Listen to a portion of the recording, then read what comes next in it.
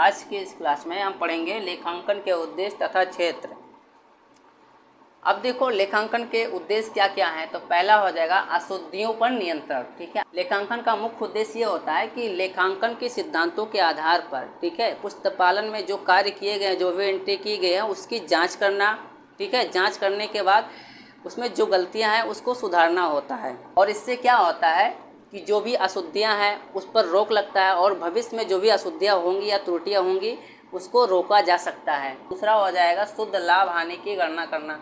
अब इसमें क्या होता है कि लेखांकन का मुख्य उद्देश्य ये होता है कि एक निश्चित अवधि के बाद, ठीक है, लाभ हानि खाता का निर्माण करके व्यापार के शुद्ध लाभ या शुद्ध हानि की गणना करना होता है और व्यापार के आर्थिक परिणामों का जो प्रतीक है वो शुद्ध लाभ या शुद्ध हानि ही होती है। ठीक है, तीसरा हो जाएगा समायोजन करना। अब समायोजन में क्या आता है, देखो पुस्तपालन में केवल मौद्रिक लेन देनों का लेखा होता है। ठीक है, बुक कीपिंग में केवल जो भी मौद्रिक लेन देन होते हैं उसका लेखा किया जाता है। और लेखांकन के अंतर्गत जो भी अदत्त व्यय होते हैं, पूर्व दत्त व्यय होते हैं, अप्राप्य ऋणों के लिए संचिति व छूट आदि का समायोजन लेखाकार व्यापार के शुद्ध लाभ या शुद्ध हानि को निकाला जाता है समायोजन में। चौथा नंबर हो जाएगा वित्तीय स्थिति की जानकारी। इसमें क्या होता है कि देखो लेखांकन में तलपट बनाया जाता है, उसके बाद में व्यापारिक खाता बनाया जाता है, लाभ हानि खाता बनाया जाता है, फिर उसका आर्थिक चिट्ठा बनाया जाता है। इन सभी खातों को तैयार करने के बाद व्यापार की वित्तीय स्थिति की जानकारी मिलती है।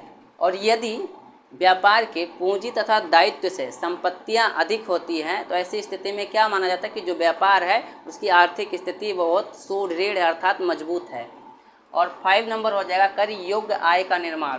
देखो कर योग्य आय का निर्माण में क्या होता है कि लेखांकन के सिद्धांतों के आधार पर निर्मित आर्थिक चिट्ठा जो है और आय विवरण से व्यापार और व्यापारी की कर योग्य आय को निकाला जाता है। ठीक है, न्यायालय तथा आयकर विभाग भी इन लेखों को मान्यता देती है। ठीक है, 6 नंबर हो जाएगा वैधानिक उद्देश्य। अब इसमें क्या होता है, देखो कि व्यापारी को अपने व्यापार पर आय कर, संपत्ति कर, विक्रय कर, इन सभी करों को पेमेंट करना होता है। और लेखांकन जो है व्यापारी के इन वैधानिक उद्देश्यों को क्या करता है, पूरा करता है। 7 नंबर हो जाएगा संबंधित पक्षों को सूचना देना। व्यापार से संबंधित जो भी पक्षकार होते हैं, जैसे लेनदार हो गए, देनदार हो गए, प्रबंधक हो गया, जनता हो गया, और सरकार को व्याख्यात्मक और वस्तुपरक सूचनाएं मिलती हैं और उसके आधार पर वो क्या करते हैं, अपने हितों की रक्षार्थ करते हैं। 8 नंबर हो जाएगा अंकेक्षण का आधार। अब इसमें क्या होता है कि पुस्तपालन के बाद जो है लेखांकन का कार्य चालू किया जाता है और लेखांकन के कार्य की समाप्ति के बाद फिर अंकेक्षण का कार्य चालू होता है या प्रारंभ करते हैं। और अंकेक्षण का आधार क्या है, अंकेक्षण का आधार लेखांकन होता है।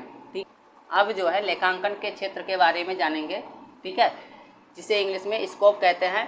तो पहला हो जाएगा पुस्तपालन की प्रविष्टियों की जाँच करना। ठीक है, जो भी पुस्तपालन में प्रविष्टियाँ एंट्री की गई उसकी जांच करना होता है। दूसरा खातों के योगों तथा शेषों की जांच करना, जो भी खातों के योग हैं, शेष है, उसकी जांच करना होता है। तीसरा खातों के शेष से तलपट बनाना, और फिर क्या करते हैं, खातों के शेष से तलपट बनाते हैं। चौथा हो जाएगा समायोजनाओं को लिखना, जो भी समायोजन है उसको लिखना होता है। पाँचवा अंतिम खाते तैयार करना, जिसमें अंतिम खाते में क्या आता है, एम ए मीन्स क्या होता है, manufacturing account, T A means trading account जिसे व्यापारिक खाता बोलते हैं, P&L account profit and loss account लाभ हानि खाता, BS मतलब क्या होता है, बैलेंस शीट जिसे आर्थिक चिट्ठा बोलते हैं, इसको बनाना होता है अंतिम खाते में। 6 हो जाएगा भूल सुधार के लेखे करना, जो भी भूल सुधार के लेखे हैं उसको करना होता है। 7 हो जाएगा अंतिम खातों का विश्लेषण कर उनके आधार पर निष्कर्ष निकालना होता है। ये हो जाएंगे लेखांकन के क्षेत्र।